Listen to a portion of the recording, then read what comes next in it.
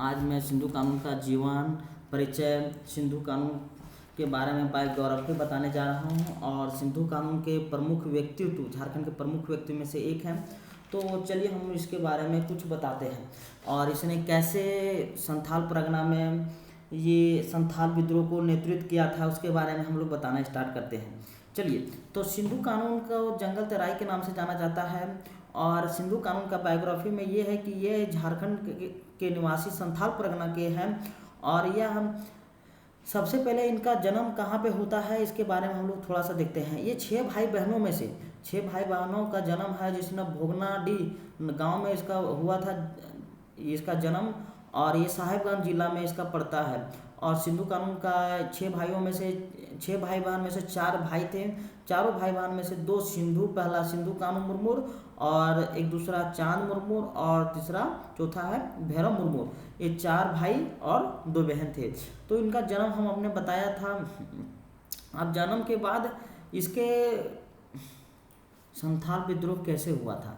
संथाल विद्रोह होने के कारण था ब्रिटिश सत्ता, साहूकार, व्यापारियों और जमींदारों के अत्याचारों के खिलाफ में विद्रोह को शुरुआत में संथाल विद्रोह किया गया था। संथाल विद्रोह, जिसे संथाल विद्रोह या हूल आंदोलन के नाम से जाना जाता है, ये संथाल विद्रोह में इम्पोर्टेंट, यहीं से सबसे इम्पोर्टेंट टॉपिक याद रखिएगा दोस्तों। संथाल विद्रोह या हूल विद्रोह का नेतृत्व करने वाला कौन था? तो सिंधु कानू था। संथाल विद्रोह में एक नारा दिया गया था, वो नारा क्या था?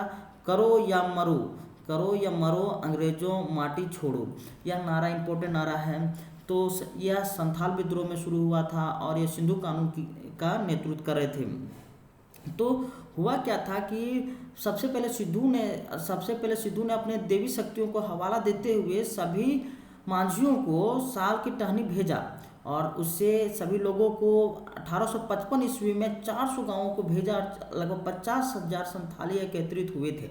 उतने आके सिद्धू को राजा के दर्जा देते हुए, कान्हू को मंत्री का और चांद को भी मंत्री का दर्जा देते हुए, भैरव को सेनापति का दर्जा देते हुए उसने संथाल विद्रोह में भोगनाडी में शुरू हुआ और जिसे तीर धनुष में लेस लगाकर दुश्मनों पर टूट पड़ो ऐसा शुरू किया। और इसका नेतृत्व करते हुए अंग्रेज के द्वारा जनरल लॉर्ड थे, जिसने आधुनिक रूप से गोला बारूद और परिपूर्ण था आधुनिक हथियार से। फिर भी क्या हुआ, उस मुठभेड़ में एक अंग्रेजों के दरोगा थे, उस दरोगा का हत्या हो गया। तो पूरा अंग्रेज लोग डर गए और उस अंग्रेज लोग बचने के लिए माटीला टावर का निर्माण किया और फिर जाके झारखंड के पाकुड़ जिला में जो स्थित है उस मुठभेड़ में संथालों की हार हो गई और सिंधु कानून को फांसी दे दिया गया।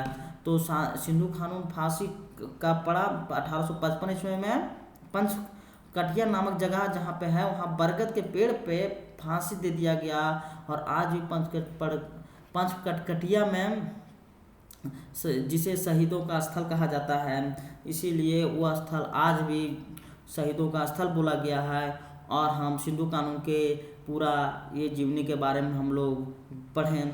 चलिए हम लोग सिंधु कानून का यहीं पे समाप्त करते हैं।